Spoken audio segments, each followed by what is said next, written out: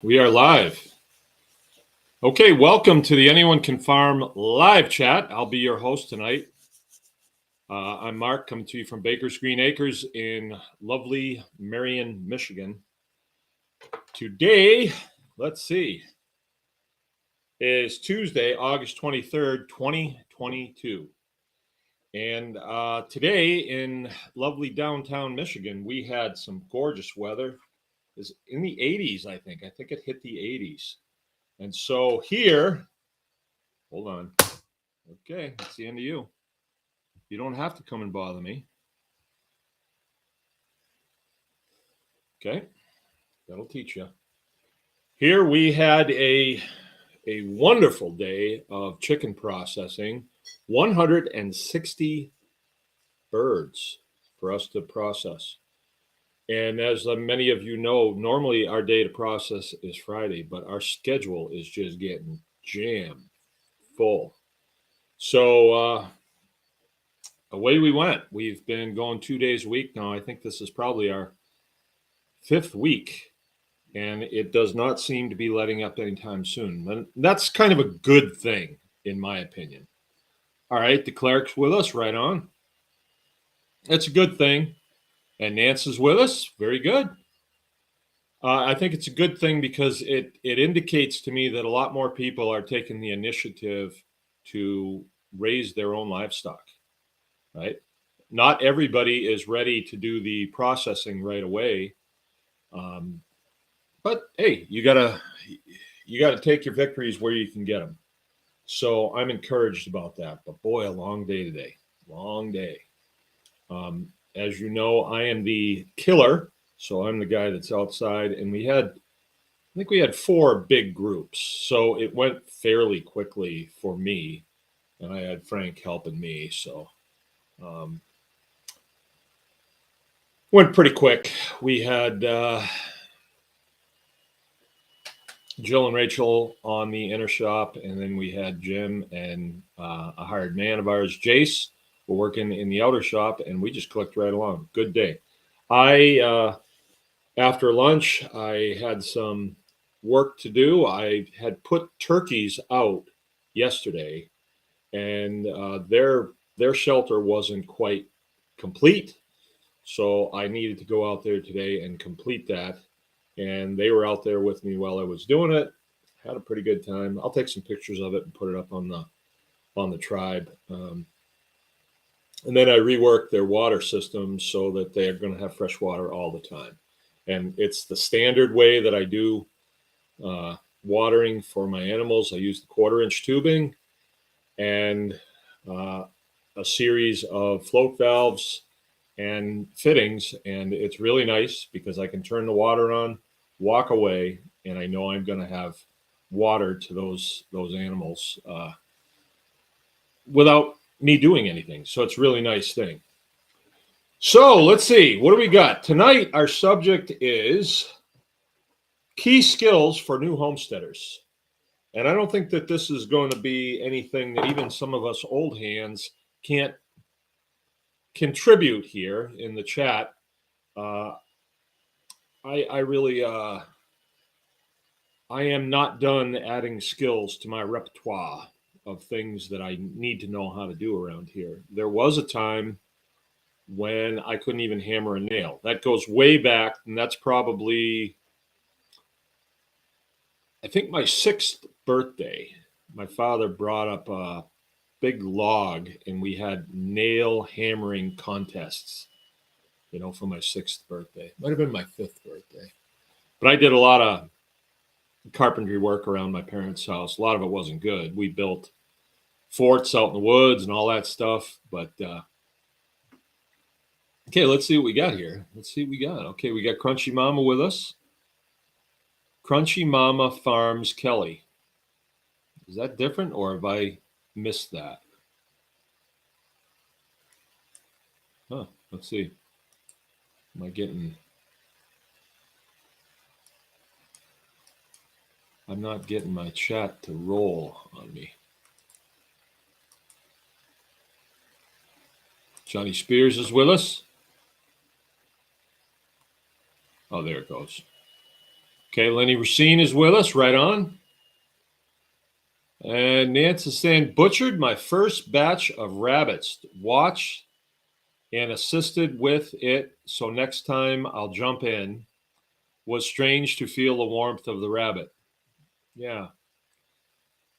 Yeah. It's not always a pleasant thing, but it's something that has to be done. Okay.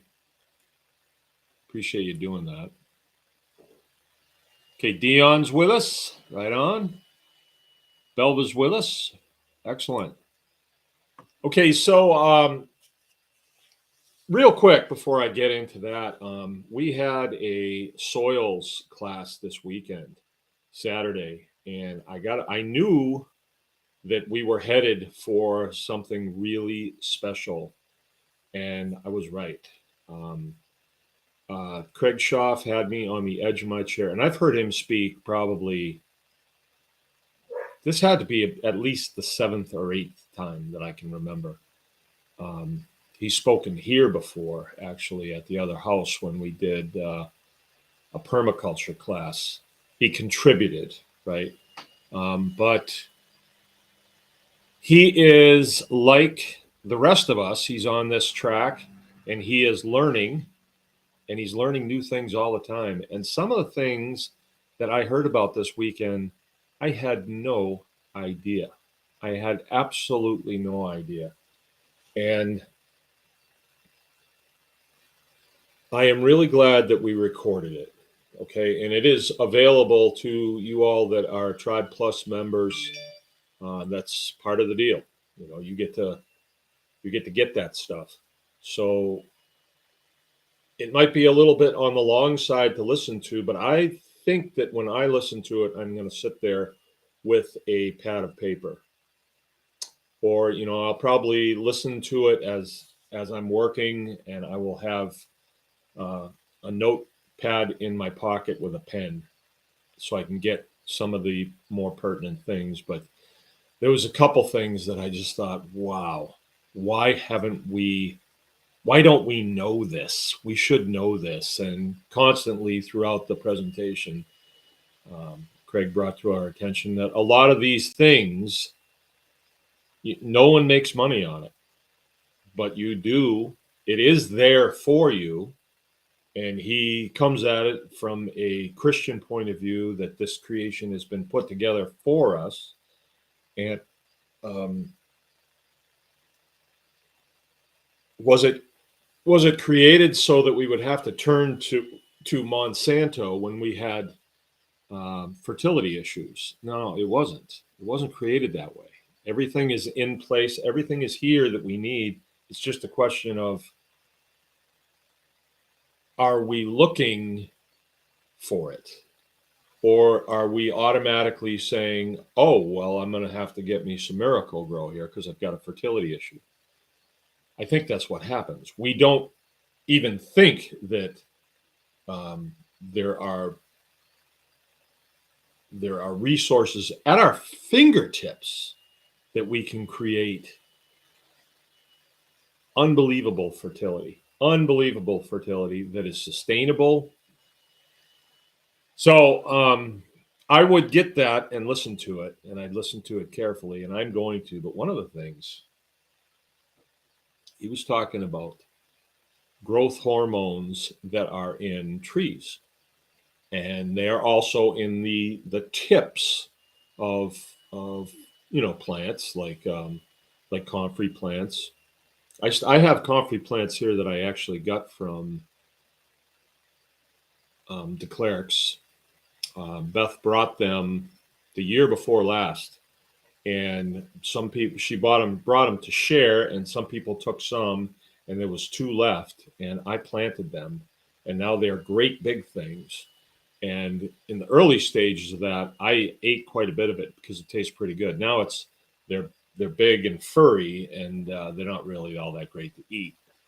And maybe I just really won't turn to that because there's so much other good stuff to eat out there right now. I'm living in a food forest. Every time you turn around, there's something really neat that you can just pick up and chow down on it. Cucumbers are in, the pickling cukes, the lemon cukes, The slicers, I don't really like them that much. They have a tendency to get bitter. I had some today that were bitter, but I must have eaten 15 cucumbers today. And I had to have eaten a couple of handfuls of green beans. They're coming in real nice. I put them up on a trellis made out of a section of hog panel, drove 2 fence posts in, and then bent it up and over about a 4-foot aisle, and it just makes this really nice arch. I put 4 of them in, and then we planted the beans on either side. Way cool, because they grow up both sides and all the way to the middle, and they're just really small beans right now, skinny beans, and they're really taking off. And then I put a micro sprinkler up at the top of it, and yeah, you can do some amazing things. And I sat there and listened to Craig, and I thought, I need to round out my game as far as produce farming. I really do. It's exciting. It's just so exciting, the things that you can grow. And then we're able to incorporate it into our livestock operation as well. One of the things that he was talking about was hardwood branches that are 2 3/4 inch and less have a very high level of growth hormone in it, because that's where the growing happens, I think. I'm getting a little confused, and there was kind of a name for it. And Romulan, I think. And if you take those branches and you run them through a chipper shredder, you can turn those into soil, and you will get a really big kick from the growth hormones that are in those tips. And of course, I'm thinking outside the box, and I'm thinking, hey, could we incorporate that into an animal feed, and then the animals, it would pass through their system and then out onto the soil. And he was, well, that's a good idea. He says, I don't really know, but so I'm going to try it. And he said that he had gotten a chipper shredder, about a $1,500 unit that he'd gotten from Home Depot. And I want to talk about this tonight, but this concept of dual use. Okay, so if, let's say, I was the employee here, and somebody handed me a clipboard and it said, okay, Tuesday, this is what I want you to do up until lunch. And my job was to go out into the front yard. There's a big maple tree out there, and thin out the limbs on that tree. I'd be like, okay, it's just not a thrilling job. And like, even as I'm the head guy here, like, I'm the one that gets to detail stuff out. I would probably detail that to somebody else, because I wouldn't really want to do it. It's just not as productive. I wouldn't step back from it and say, wow, we really got something done today. Okay, Sonia's with us. Susie Greaves is with us. Right on. But if I was going out to that tree to harvest branches that were 2 3/4 inches or less, I would probably take 20 branches, Vindicti's with us, and bring them down, run them through the chipper shredder, and then I've just created a product that I'm going to add to something else that's going to boost my fertility, that's going to give me an edge. And I'm always looking for an edge. Always looking for an edge. Anything you do, you want an edge. If you're going to get in a gunfight, you want the sun at your back. It gives you an edge, right? That's just from my my days back in the Old West when I was doing quite a bit of gunfighting. Yeah. But you know what I'm saying? You want to gain an edge wherever you can. And fertility is an edge.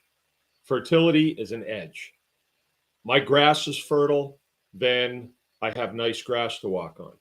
It's it it it prevents erosion. It looks nice. It provides you a softer area that you can walk around in bare feet.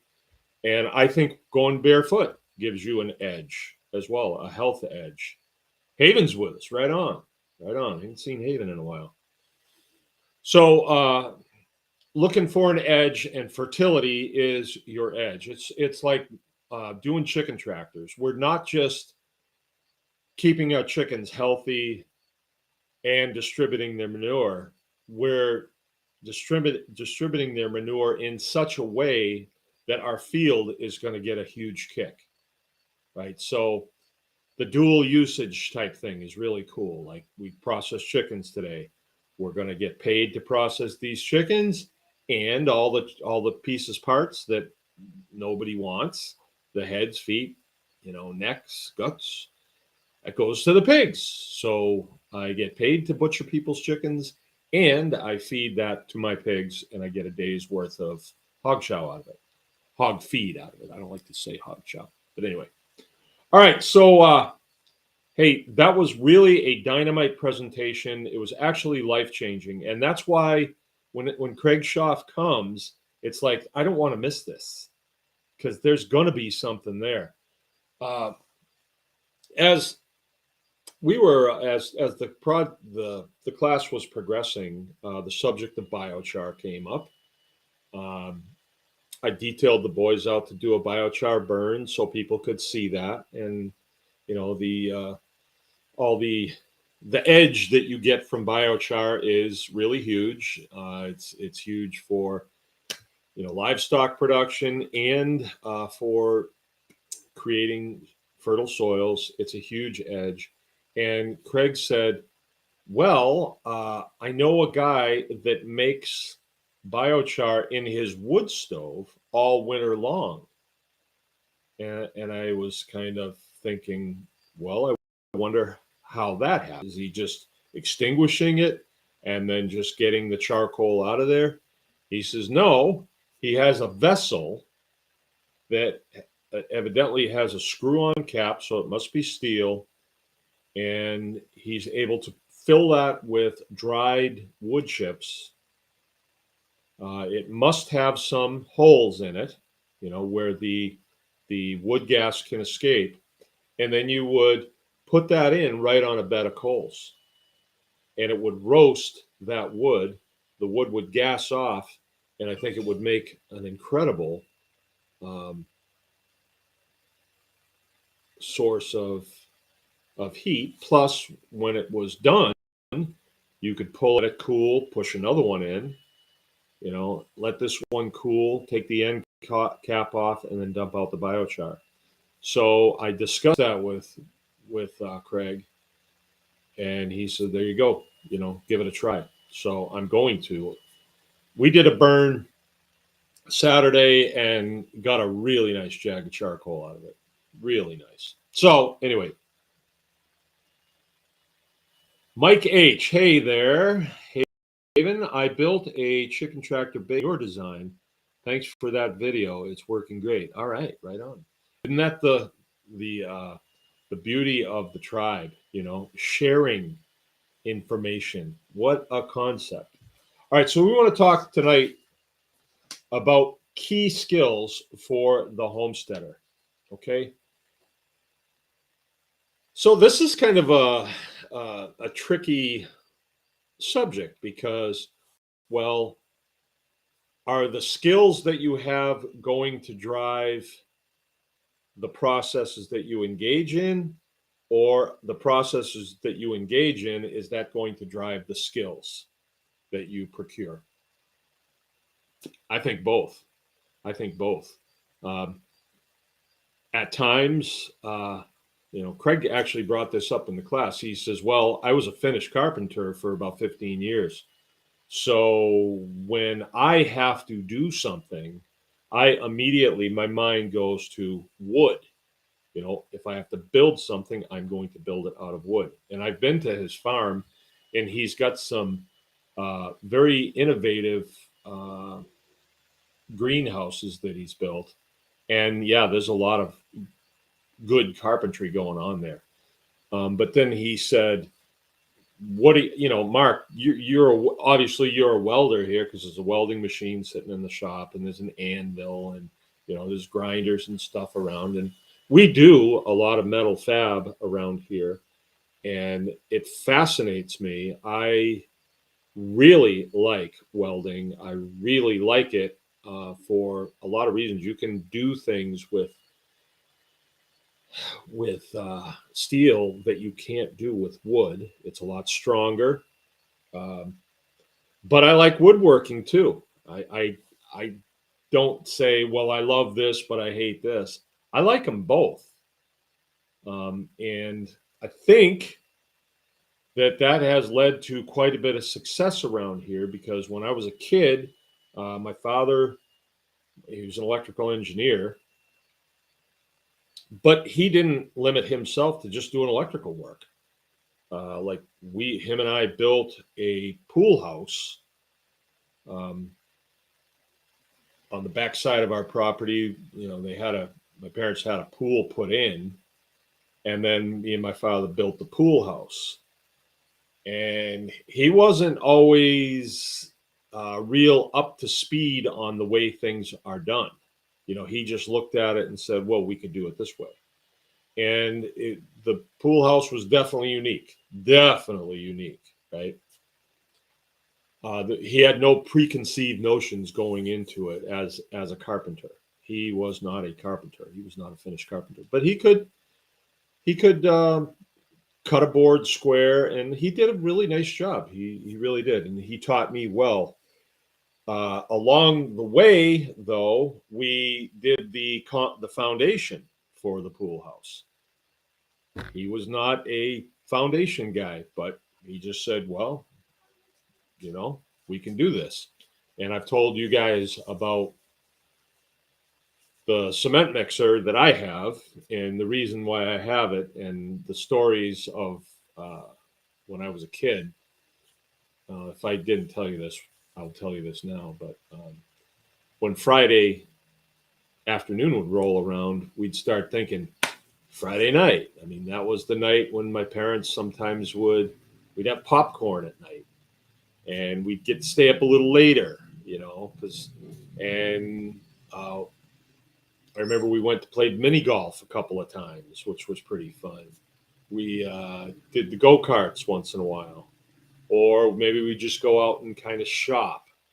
My father would need hardware or something, and I'd go with him. So Friday night was sort of a night when things could happen, cool things could happen.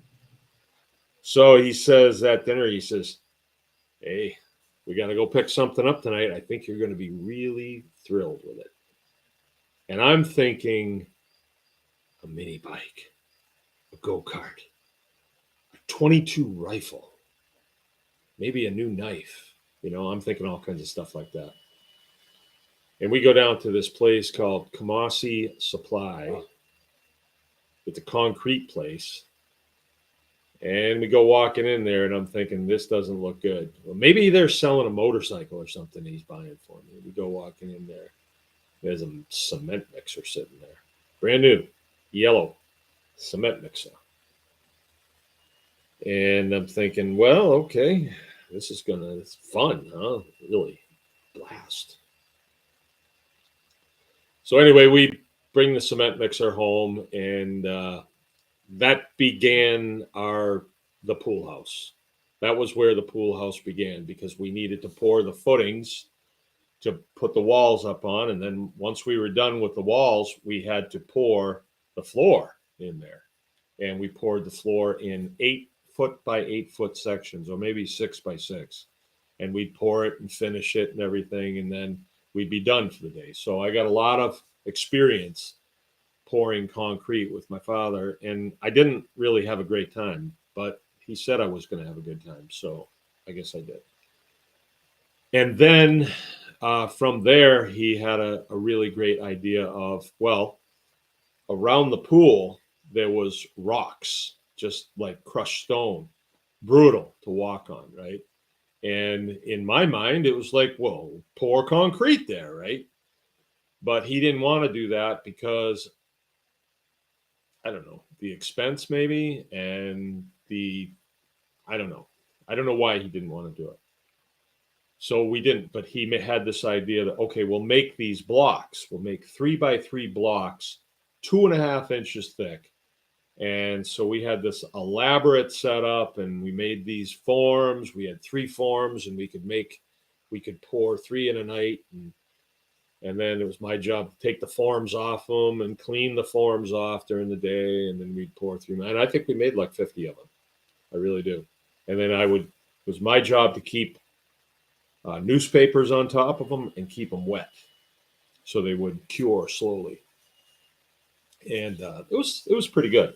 But I learned a lot during that time. But anyway, stories. Let's talk about skills that you will need to be in the homesteading game. I've heard it said that homesteaders grow stuff, make stuff, and fix stuff. So you need to be able to do that. So if a light bulb goes out, can you screw a light bulb in? If you can't, get you a light bulb, go over, unscrew the one that's in there, even if it's still working, and screw a new one in. And then you can check yourself off on, I can screw a light bulb in. And that might seem a little bit like I'm busting your eggs, but I'm not. It's that simple. You should have a list of stuff that you know how to do. A list, and it's not a bad idea to have a list, actually, hey, Amy's with us, right on. The Clerk 41, easy to fix most goof ups with steel. As my dad always said, if you can step across it, you can weld it. Yeah. Yeah, I like working with steel. And I have quite a few skills, and steel is one of them, welding. With welding, it opens up a world of scrounge to you. Okay, so let me get through some of these things, some of these skills that you really need to make it your business to look into and get the tools that are necessary to do it. I like to set up kits, like I've showed you guys I call it my hookup box. So I have a toolbox, and then when I'm going to be doing plumbing outside, plumbing for the purposes of transporting water places, and there's a real good reason to do that. If you're doing livestock, you got to have water. If you're doing produce, you got to have water. Water is the name of the game in the homesteading business, but you don't want to tie yourself down to hauling buckets, because it's a waste of your time when you can put it in a plastic pipe, black plastic pipe. I don't have any in here. And you can transport it very easily. All right. And, there's fittings. It's always in the same place in hardware stores, and they'll have the PVC fittings and all that stuff. A real helpful thing, because we're going to be hitting the treetops on this subject. I just want to make it clear to you at this point that the sponsor here is Tribe. It's the live workshop. Oh, the sponsor for tonight is Tribe Plus. All right. So if you are not a member of Tribe Plus, you should, right? Because Wednesday nights we get together, and it's the Q&A, and it's really neat because your picture is there. And so let's say that you agree with me, and you say, okay, I'm going to expand my repertoire of skills. I want to become really good at distribution of water. And so on Wednesday night, I can come and say, okay, what's this PVC pipe that you're talking about? And I can pull pieces out and I can show you. I actually did that uh, a week ago or so, or maybe it was the week before that. And that was with Belva Rockwell, I believe. We were showing that stuff off. And it's really neat because you can see the pieces, you can get an idea what they cost. I can tell you how much of it I've run on this farm and how easy it makes my life. As some of you came in a little bit late, shame on you. But I was telling people who showed up on time that we processed chickens today. And when my part was done, probably about 2 o'clock, then I went on to doing plumbing work. And I know right where all my plumbing stuff is. I loaded it in the van. I had to go to a couple locations. And what I was doing was plumbing in automatic waterers for the turkeys. The turkeys just went out in their area. Um, I don't know if you guys know, but when we raise turkeys, we raise them with the chickens. And the chickens that they were raised with are going to process on Friday. So the turkeys will be by themselves. And so we move them to a totally different area because they're pretty big by now. They're probably 8 or 10 pounds by now. So we moved them into the turkey area. And when they're in the turkey area, they've got to have shelter. They've got to have a perch. They've got to have secure fencing, and they got to have water. And what we've done in years past is when you go out there to feed them, you fill up their, it's right there. You just turn but I wanted to make it better. I wanted to make it so we don't have to stand there and fill the thing up.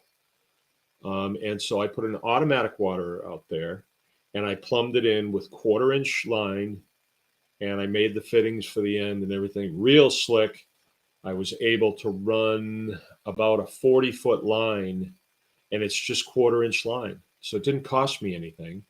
And it's so cheap that if something happens to it, I don't really care. But a 40-foot hose, nowadays, a 40-foot hose is like $40 or even more than that. And they don't make them like they used to. You think the China flu was bad. I think the China hose conspiracy is even worse because we buy hoses every year and it seems like, well, this one's no good anymore. So you switch over to micro tubing that comes from Drip Depot or Dripco irrigation. I've shown this stuff off before. It's drip irrigation stuff. And you can accomplish the same thing for way, way less.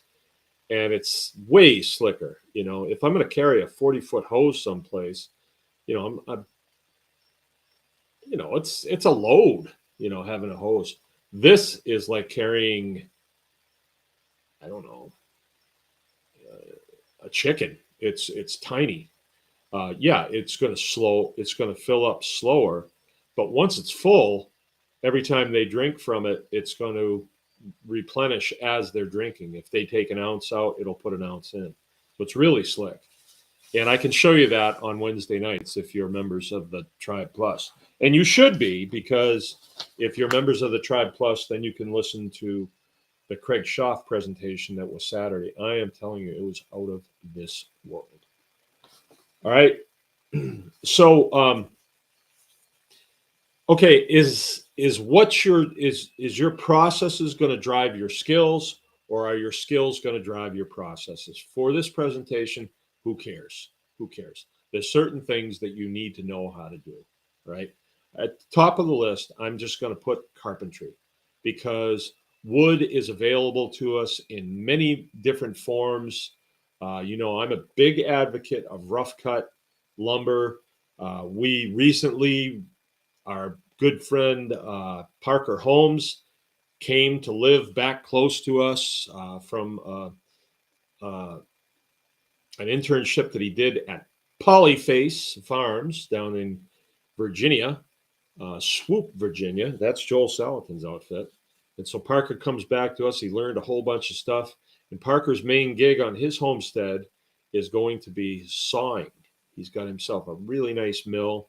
He came and did a dynamite demonstration on Tribe Day, and I got a real nice pile of wood out of it. And he's going hot and heavy sawing wood. I mean, we've bought a lot of wood from him. My son Joe's bought a lot of wood from him. Really good stuff, too. He does a good job. I'm going to write something down here, points to make. Attention to detail. All right, I'm going to write that down. I want to get back to that later. So wood is everywhere.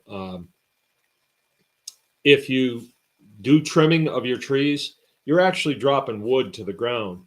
It doesn't necessarily have to be sawn up into lumber to be a piece of wood that you can actually use, right? Nowadays, we have battery-powered tools, drills, screw guns, cut-off saws, blowers, lights, all kinds of stuff. I happen to use Ryobi. They make the blue stuff and the green stuff. We've graduated up to the blue stuff. We go through the stuff. It's good stuff, but we use it a lot. And those tools make a lot of sense. For $100, you can get a screw gun and a drill with the batteries and a charger and a cute little bag at Home Depot, and it's good stuff. And then you start accumulating the different bits that go on the front. Bits mean, if you're going to drive a Torx head screw, then you have to have a Torx head bit for it. And, usually we do Phillips, but lately here a lot of stuff has been coming out Torx. That's just a brand name for the head design, and it's like a star pattern, right? It's not quite like a Phillips head, but it's more like a star pattern. I think it's 6 points, and they're pretty nice. They really are pretty nice.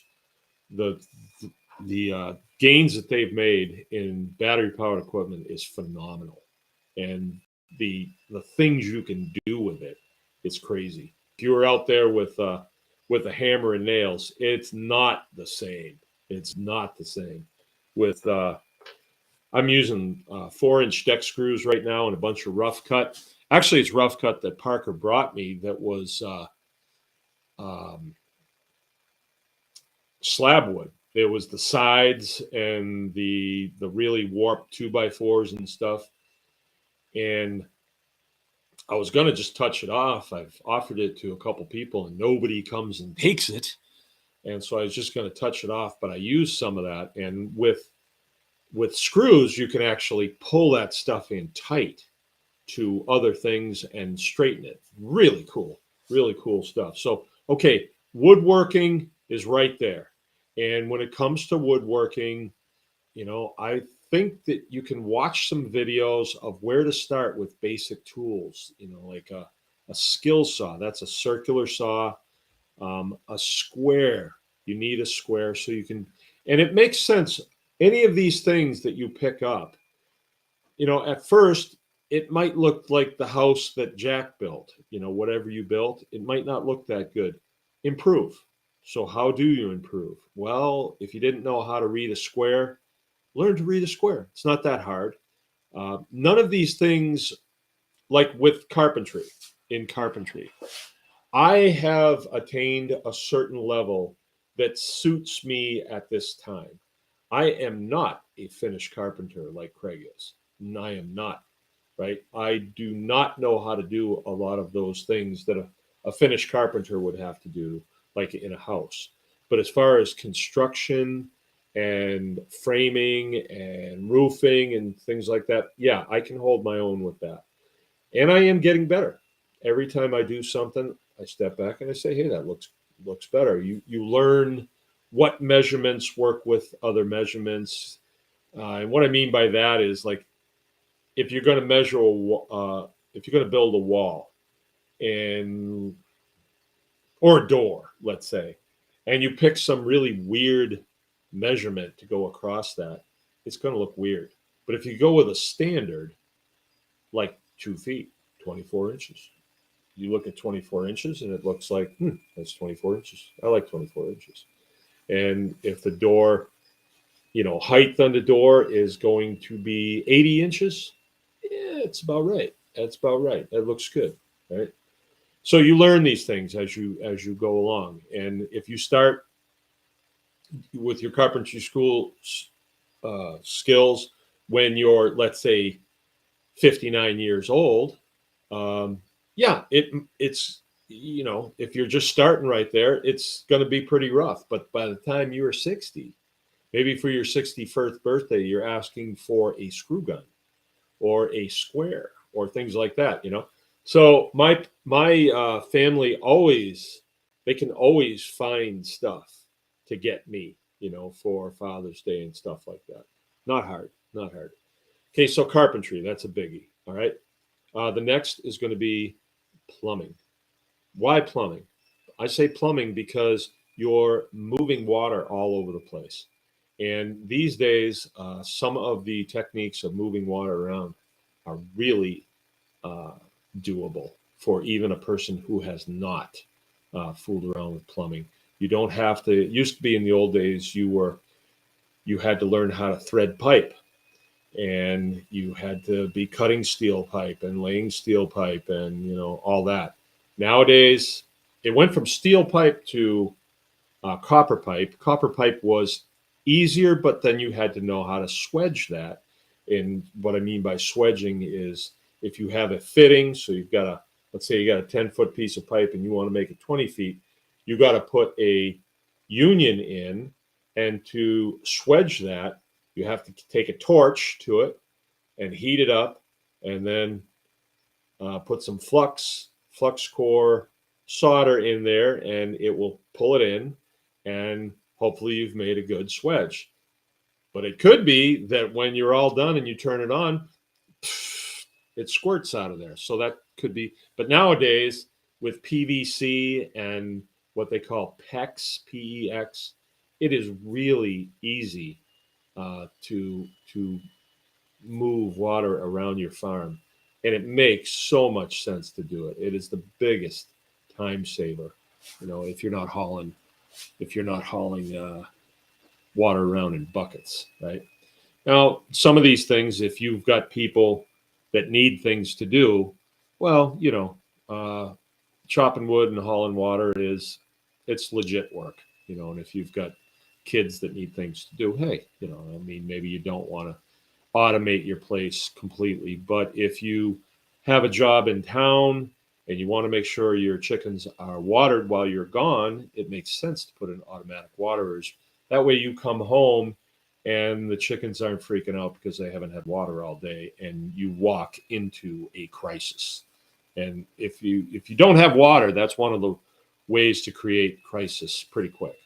When animals don't have water, they don't know when you're going to show up with it. So they will do what they have to do to get their water. Okay, so plumbing, carpentry, plumbing.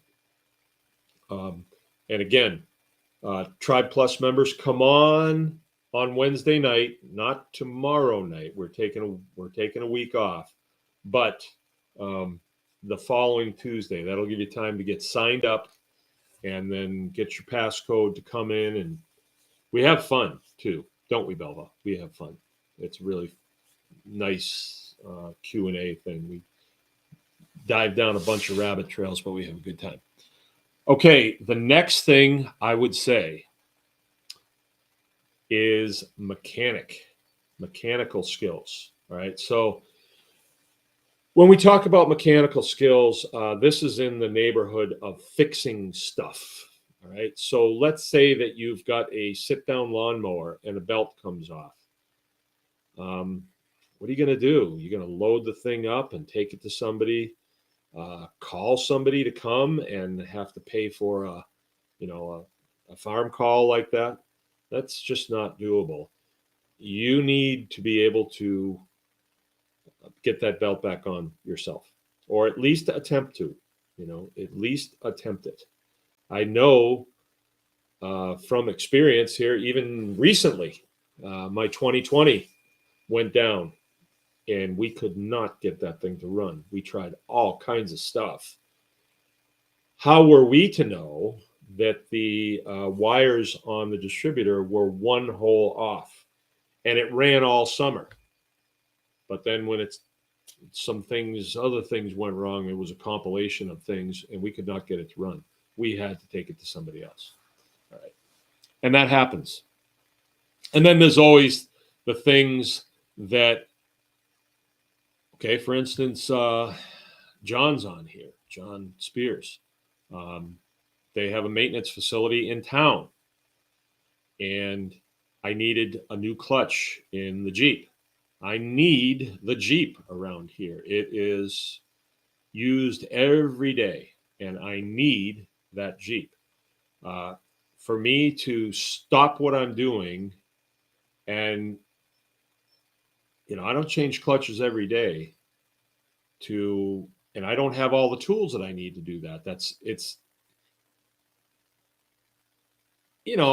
It's fairly complex to do it. It's fairly hard work to do. I've done lots of clutches on cars and trucks and stuff. And I suppose I know I could have done it, but I didn't really want to dedicate, all that time to it, where I could just turn it over to John. He'd put it in the shop and they'd put a clutch in it. And, I wind up paying for it.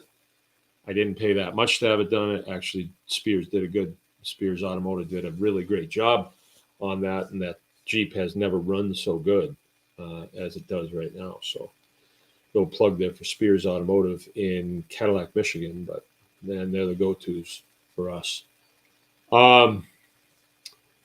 But you do have to have some mechanical abilities on the homestead.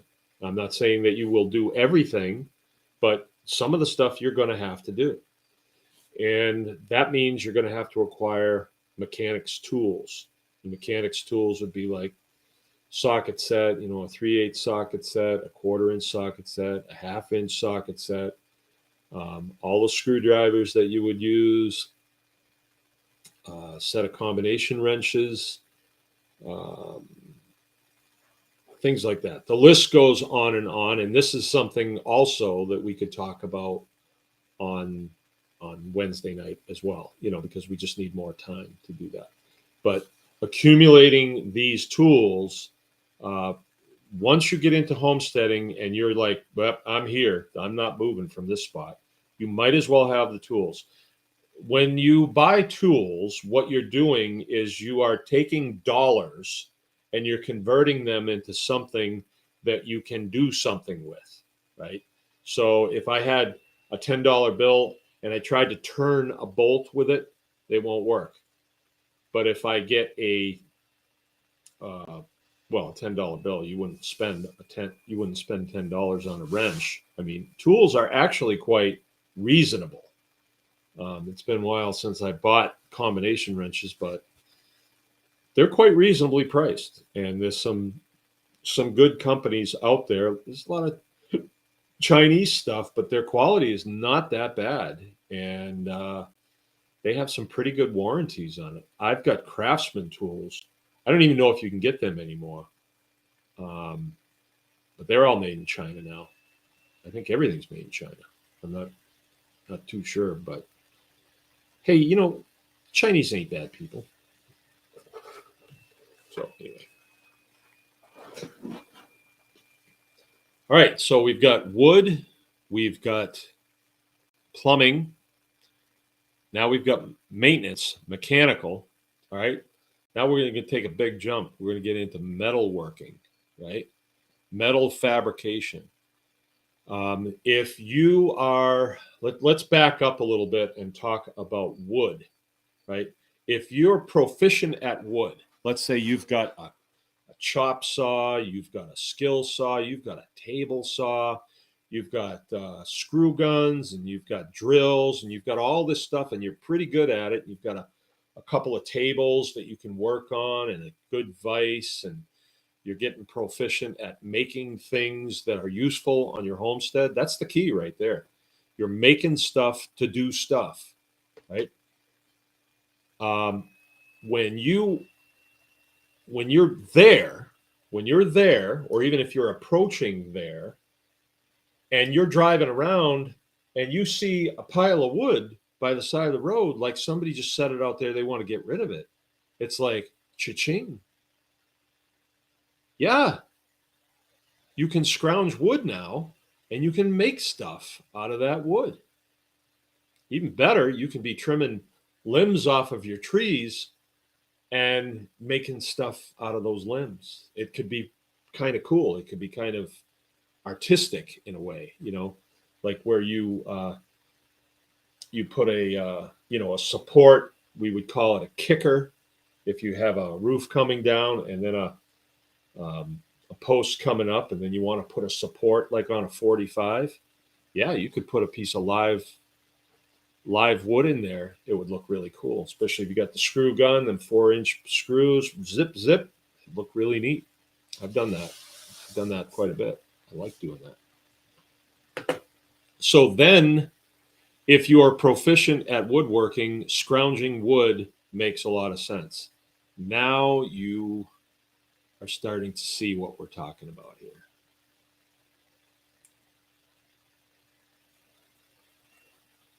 Okay, so then if you want to get into metalworking, oh boy, that Katie barred the door on that one, because what can you make out of metal?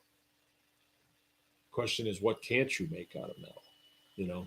You could make jewelry for the wife. All right, you can make her a nice set of combs for her hair out of the oil pan off of a 55 Chevy. Be beautiful. She'd look great in it. Condition her hair and everything. You can make knives. You can make tools. You can make claymore mines. You can make a cannon that you can do a little celebrating on the 4th of July. You can repair trailers. You can repair drive shafts on trucks. You name it. It really opens up what you can do. And so around here, we've got an arc welder. We've got a 275 amp arc welder that I've had for, you can hardly even read the face on it anymore, but I've had a long time. Let's see, I think I had it 5 years in Montana. We've been here 18, so 20. Well, how long have I been married to Jill? Well, how old is Joe? Joe's 25, so I think I got it, when he was just a little shaver. So there you go. Arc welder, that's a little bit tricky to learn how to arc weld, but anybody can do it. Anyone can. I have a set of oxygen acetylene tanks for cutting. Right, that can be, you can go a different route with that. You don't have to go that route. Plasma cutters is what guys that are really into that use these days. A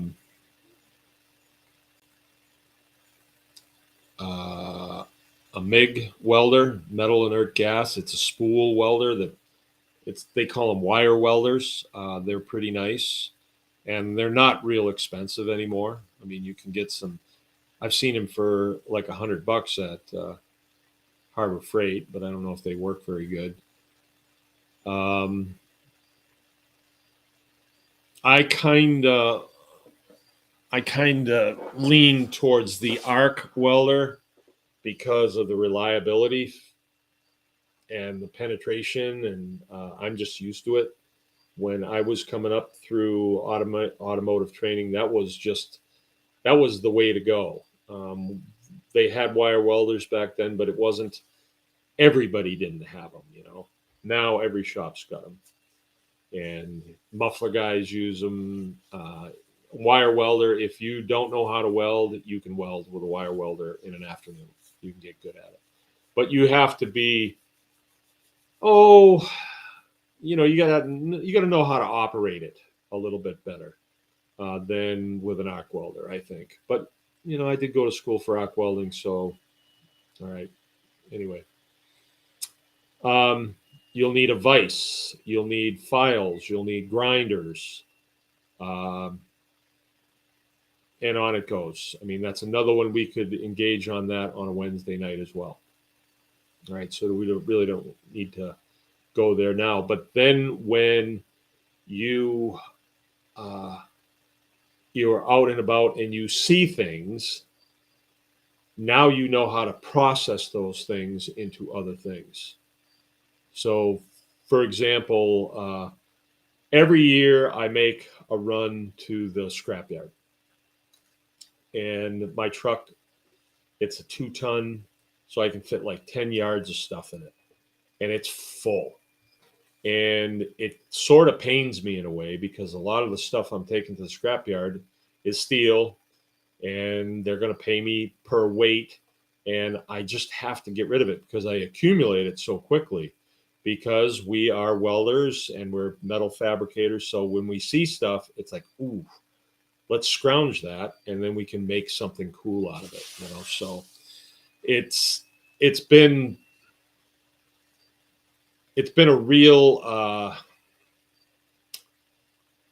having those abilities has made our operation what it is, because we use old equipment, and when old equipment breaks, a lot of times you have to fabricate stuff for it, and we've been able to do that.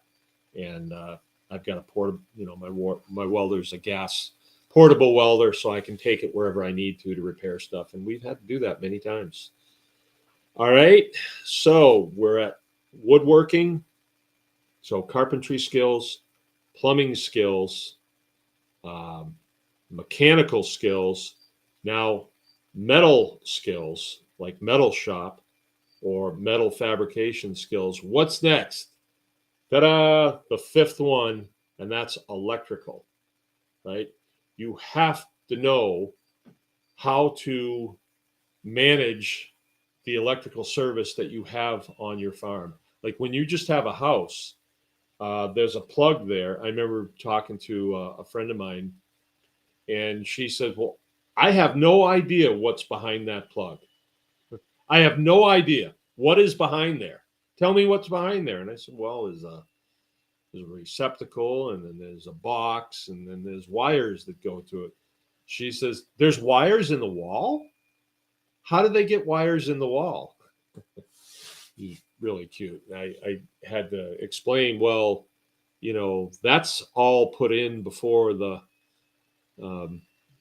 walls are put together. And she was like, what do you mean walls put together? They don't come that way? I said, no, they don't. And see, she had no concept of that. And you get into farming and you have to move, just like you have to move water around, you got to move electrical around too, because you're going to need electrical service places where you don't have it yet, because now you're doing something in that area that you need it. Yeah, and I am really fortunate. I went to airframe and power plant school, so I learned a lot about electrical, but I also learned a lot from my dad because he was an electrical engineer, and he just, anytime electrical work needed to be done, he just did it. And, I just worked with him. So that's it. I'm going to stay with those 5 right there. And if you were to go with those 5 and then get a sheet of paper, and on the top of the sheet of paper, you wrote carpentry. And then you put a 1, 2, 3, 4, 5, 6, 7, 8, 9, 10 tools that you need to effectively execute carpentry processes, and then start getting those tools, right? Where do you get the tools? Well, you can go to Home Depot and get all the tools you need there.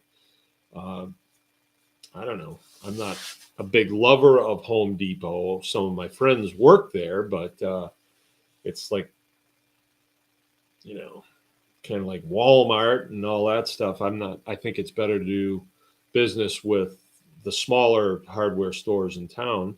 You can get all that stuff, all the stuff that you need.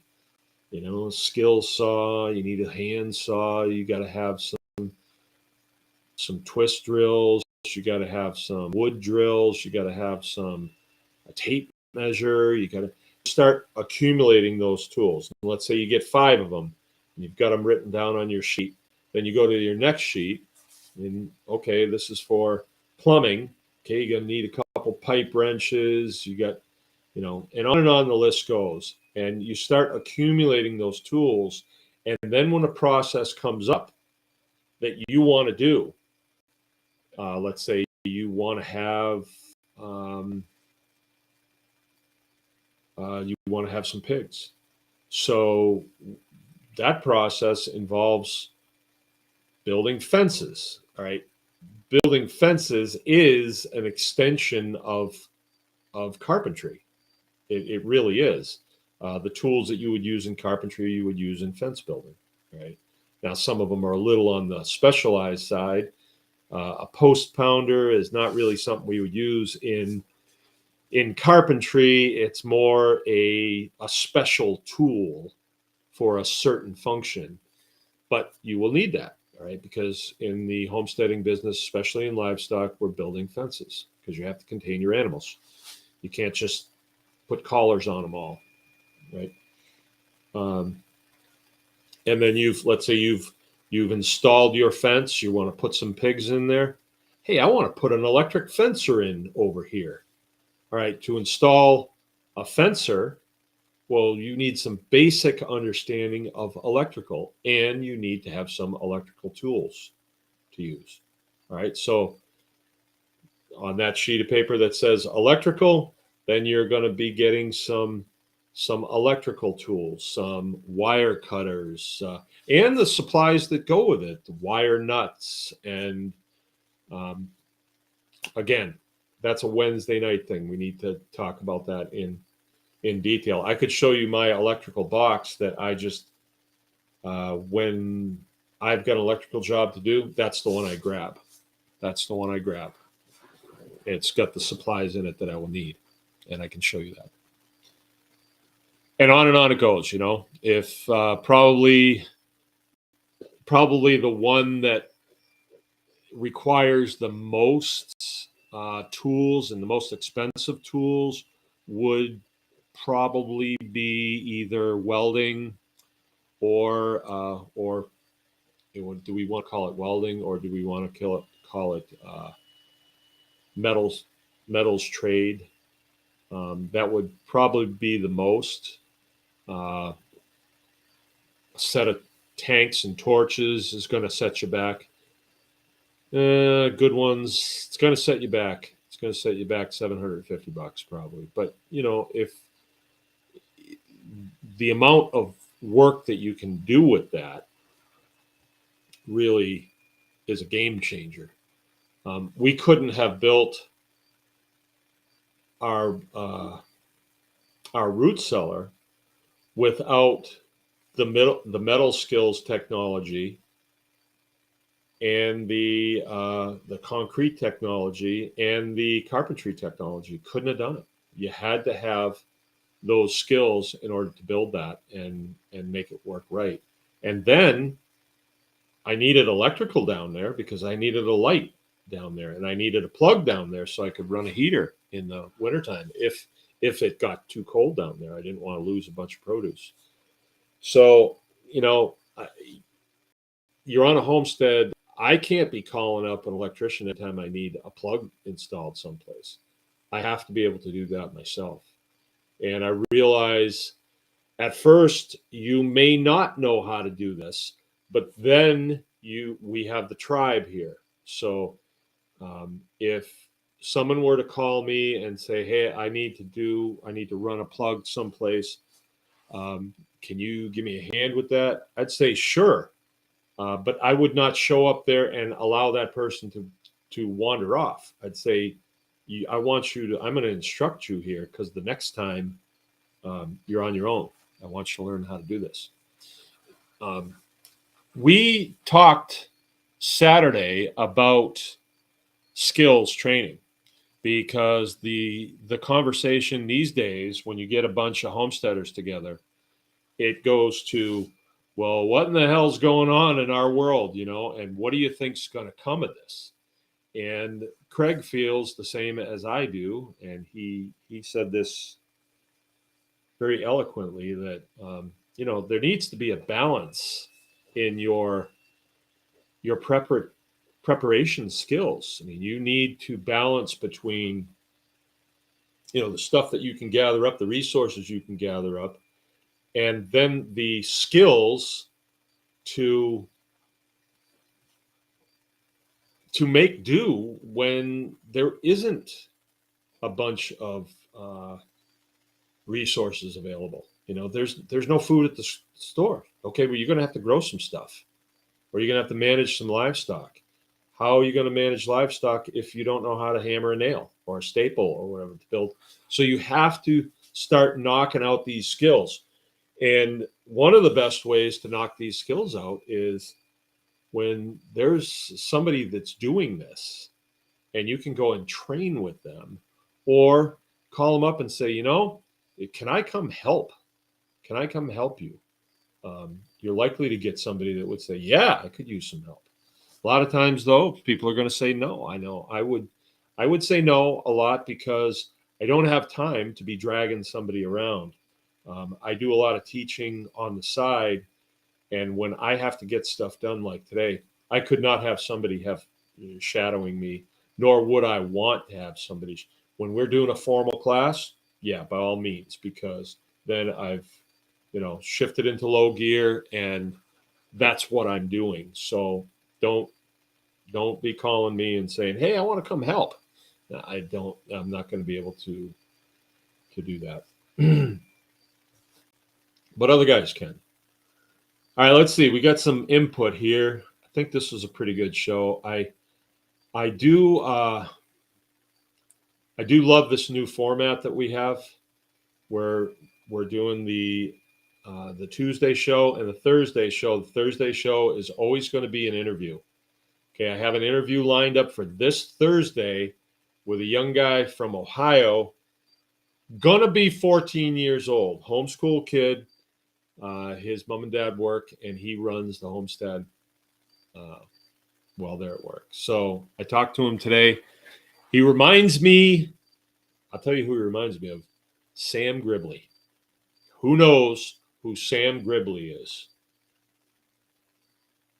Somebody should know who Sam Gribley is. Okay, Vindicti says, if you're new to homesteading, like me, volunteer to help your neighbors. They're probably happy to have extra set of hands, and they can teach you while you help. That's true. That's what I was saying. Autobahn's with us. Where you been, man? I haven't seen you in a while. Excellent class tonight, sir. Thank you. Gabor Toth. This channel is a gem. Very undervalued. I hope more and more people will find you just the way I did. Right on. Well, share it with all your buds. The Ghost. Learn a bit of chemistry. Chemistry is underrated. Let's see. Where do I use chemistry?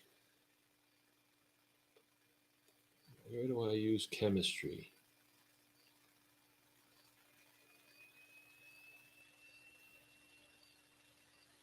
Huh.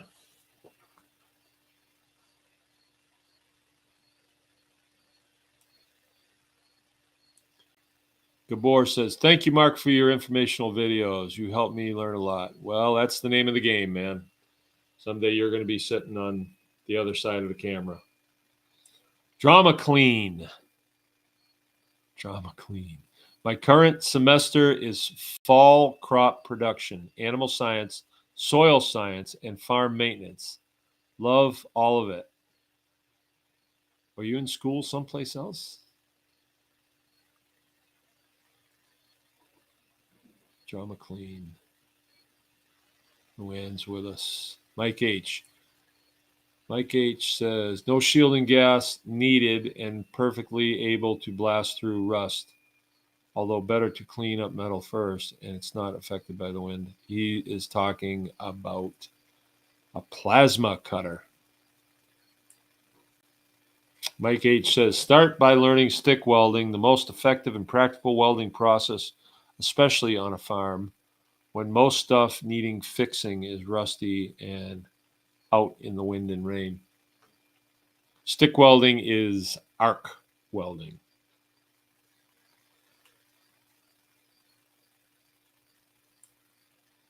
John McLean says, I joined the tribe finally. I am a regenerative ag program at my community college. Oh, okay. Just started this semester. Boy, that would be interesting to see what that's like. Belva, Coastal's with us. Sean Wise.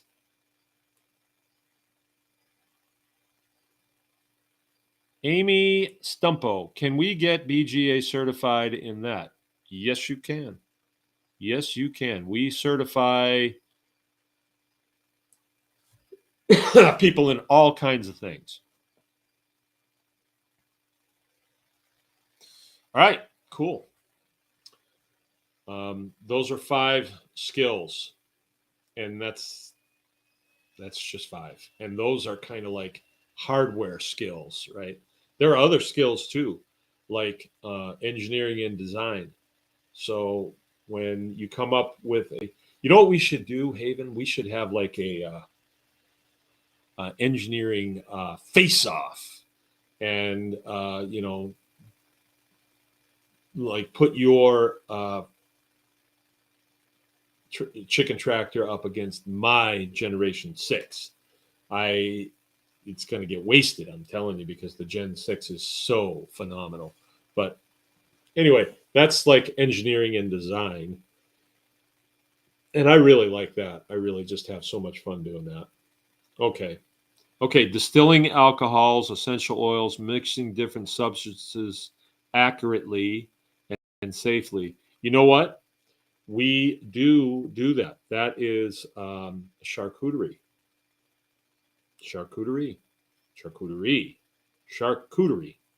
And Lone was with us tonight. Man, it's been a while.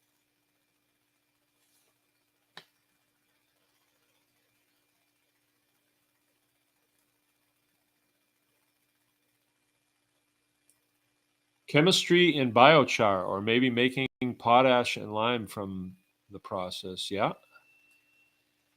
Protein values. Sam who? You don't know? Sam Gribley. You'll see him on Thursday night. The guy's name is Preston, actually, but he reminds me of Sam Gribley. I'm surprised somebody hasn't Googled it and told me who Sam Gribley is. I'm conducting an experiment. You know, I've got this junk bread contract, and this was a really nice loaf of bread. Gribley, yeah, Sam Gribley. And I put it in a cryovac machine because I have all this really nice bread, and I'm thinking we need to be able to preserve this for human consumption, I thought. But if you take bread and you freeze it, it freezer burns and it's not much good. But you can definitely do it for animal feed. But I took it in and I put it in the cryovac machine and really took all the air out of it. And this has been sitting here since the 21st of August. And I did another one and I put it in the freezer. And I'm going to wait until maybe next week. I'll cut this open live and sample it and see if it did preserve it. I looked on YouTube to see if I could see any information about how to cryovac bread or preserve bread for long-term use, and I couldn't find anything that was useful. So I just did it myself, and we'll see. All right, so let's call it a night tonight. I appreciate everybody coming by. Please give us the thumbs up. You know what else would work? Like I agree. Yeah, no, no. I did the carnivore diet for about 4 months. I did it, and I am primarily carnivore. Like I can just eat, but I don't like to deny myself all the produce that comes out of the garden. I don't like to deny myself that. I don't want to. I love corn on the cob. So that was what it was to me, was like I don't want to be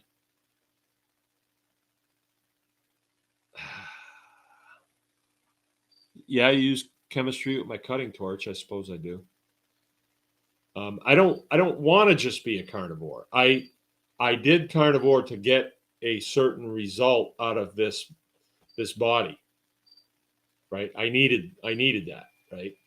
I needed to lose some weight. I was carrying around. I was 265, but I'm 6'4". I was carrying 265 pounds, so I am down to 240. So I ditched like 25 pounds, um, and I still have a little, you know, little investment right here above my belt that I could stand to ditch, but eh. The thing about the carnivore diet, I got to tell you, is all right, Sonia, I would like to hear about that. How about when we get together, not this Wednesday night, but the next Wednesday, you pass that on to me? I would like to know, like, long term, because I get all this junk bread, and some of it's just in great shape, but it sits out in the sun, and we just feed it to the pigs. But anyway, when you first become a carnivore, um, I think day 4 is the day that I got sick, and it felt like I had the Wu flu. It was bad, um, and a lot of stuff comes out of you that you just didn't think could have been in you. So that's kind of bad. But then you get what they call a carnivore calm. You get really calm, like things that would just drive you insane before. You just kind of go, yeah, you just don't. And the clear thinking, it's sort of a buzz. It is a buzz, and you say, "Ooh, I want more of this," and so you keep going with it. And but then corn on the cob comes, and you say, "Well, corn on the cob, I got to have that," and you really enjoy it. I love steak. I love hamburgers. I like corn on the cob too. I like mashed potatoes. I like tomatoes. I like salad. I love that stuff. And we grow such neat stuff. So I didn't want to deny myself that, right? And I found that once I had a level of consciousness, I could pretty well maintain it. I could still eat things that were not beef, but then I could go without those things for many days and just eat beef broth in the morning, maybe some eggs. I'm drinking milk. I don't deny myself from milk either, but we're all grass fed, so I think my milk is probably really dynamite stuff. I really love milk.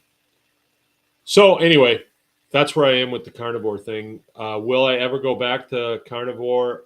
Yeah, I will. I would like to do that. The wintertime seems to be the time for me to do that. My coach said to me, when you eat like it's your job. And so I would stand at the counter with a massive steak, and I would eat it. Pretty rare. And I would just chow it down until I just couldn't stuff any more in. and then I'm good. I'm good to go. I do it like 2 o'clock in the afternoon, and then I'm good to go. I'm drinking water the rest of the day, maybe coffee, but maybe not. Maybe I just don't want it. And you just get this high from it, just this.